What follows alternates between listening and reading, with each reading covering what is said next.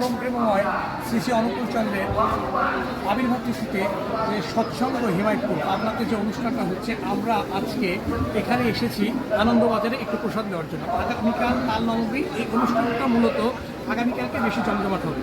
তো চলেন আনন্দবাজারে যাই, দেখি কি আজকের প্রসাদ। চলে আসুন।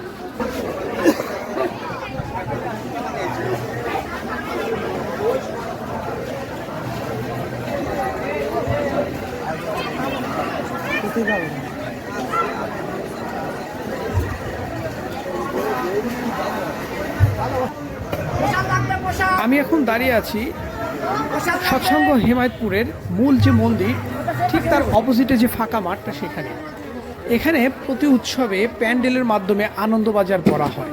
মূলত দূর দূরান্ত থেকে যারা ভক্তরা আসেন, এখানেই তাদের খাওয়ার ব্যবস্থা করা হয়। এবং এই যে স্বেচ্ছাসেবক যারা কাজ করছেন, এরা কিন্তু ঠাকুরেরই ভক্ত। এখানে প্রতিদিন হাজার হাজার মানুষের খাওয়ার ব্যবস্থা থাকে।